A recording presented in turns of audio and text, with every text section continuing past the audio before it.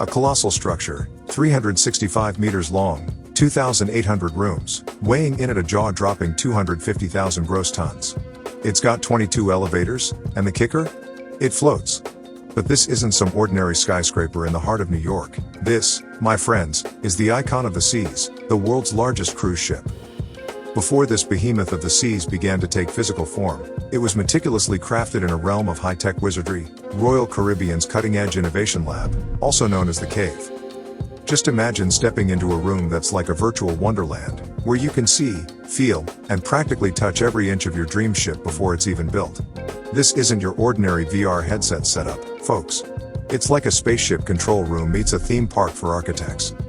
Here, teams of brilliant architects and designers immerse themselves in a world of possibilities. They examined every angle, every curve, and every detail before a single piece of steel was cut. It's like they were playing the most epic video game ever, only it was the future of cruising they were crafting. Think about it, the world's largest cruise ship isn't just about fitting in as many rooms as possible. It's about creating an experience that's beyond anything you've ever imagined. And in the Cave, they did just that. They walked through the ship's grand promenades, explored the luxurious suites, and even took a virtual plunge down the jaw-dropping water slides.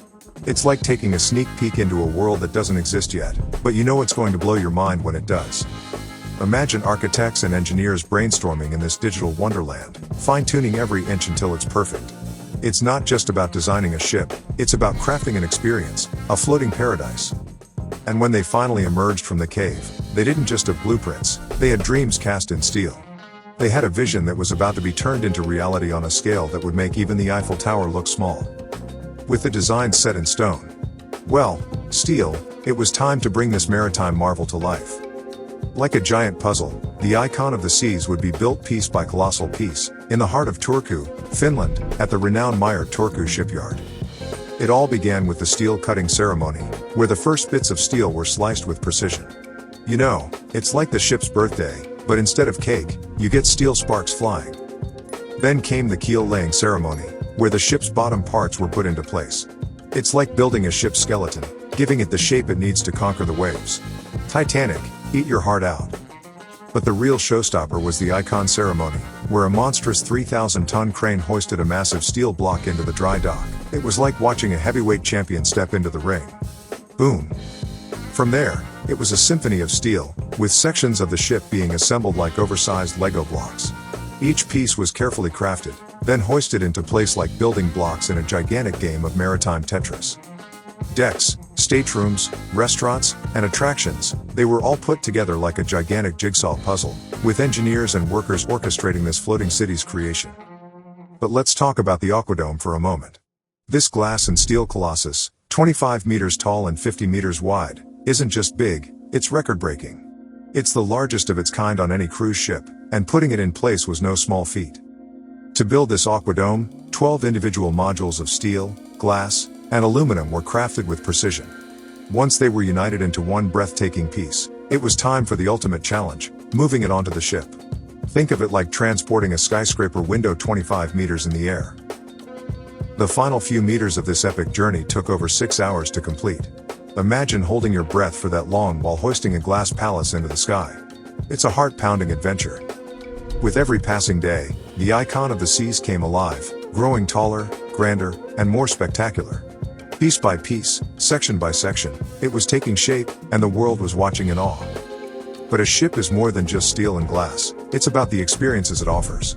So, after months of meticulous construction, it was time to outfit this maritime masterpiece with everything that would make it the cruise of a lifetime. This was the phase where the ship truly transformed. Skilled technicians and craftsmen worked tirelessly to install everything from lavish furnishings to the tiniest, most exquisite details. Think about it, a floating city with 40 restaurants, water parks, and 8 distinct neighborhoods. These folks didn't just assemble a ship, they crafted a floating paradise. Finally, the day arrived when the Icon of the Seas was ready to leave the dry dock. The moment of truth, could this gigantic marvel actually float? Spoiler alert, it could, and it did. The dry dock was flooded with water, and with 5 mighty tugboats guiding her way, this colossal ship sailed smoothly to the outfitting dock. It was like watching a giant gracefully waltz across the ocean.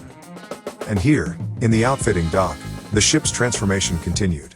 Technicians fine-tuned every detail, ensuring that when the passengers finally stepped on board, they'd be entering a world of luxury and adventure. But wait, we're not done yet. This mammoth wasn't going anywhere until it passed some rigorous tests, the sea trials. These trials weren't just about making sure the engines roared to life, they tested everything, from the ship's power to its maneuverability. It was like taking a brand new sports car for a spin, only this car was a floating city. And you know what they say about sea trials, it's where the rubber meets the water. But honestly, with all the high-tech gadgets and engineering genius that went into the ship, we had no doubt it would conquer the seas. Now, you might be wondering, how on earth does something this colossal stay afloat? Is there a magical potion involved? Well, it's all about science and buoyancy. You see, an object floats when it displaces an amount of water equal to its mass. And trust me, the ocean is vast, it can handle a floating skyscraper or two. And here's the secret weapon, the U-shaped hull. Unlike smaller boats with V-shaped hulls that cut through waves, cruise ships opt for the U-shaped design.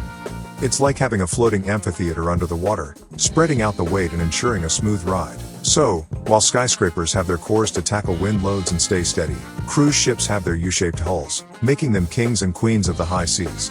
You won't catch this baby swaying in the wind. But here's the real kicker, how do you keep the lights on for nearly 10,000 people in the middle of the ocean? Well, folks, say hello to the Icon 6 multi-fuel engines.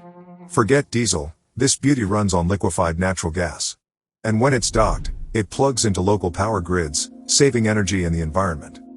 So, there you have it, the science, the tech, and the incredible engineering behind the world's largest cruise ship, the Icon of the Seas. It's like a floating city of dreams, a marvel of modern maritime engineering. But here's the thing, my friends. As colossal as this ship is, there's a limit to how big these maritime marvels can get. Not all ports can handle these mega ships, and many places are saying, no, thank you to their environmental footprint and over-tourism. So, while we keep pushing the boundaries of engineering in the sky, the future of cruise ship construction might need to wait until we build some bigger ports. But hey, that's a story for another day.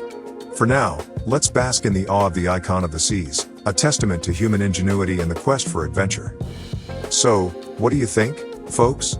Are you ready to set sail on a skyscraper-sized cruise ship, or is this just too much luxury to handle? Let us know in the comments below. Thanks for joining us on this epic voyage through the construction of the world's largest cruise ship. If you're as fascinated by incredible construction feats as we are, don't forget to hit that subscribe button. And hey, while you're here, check out our video on the biggest construction mistakes in the world. It's a hilarious look at some epic fails in the building biz.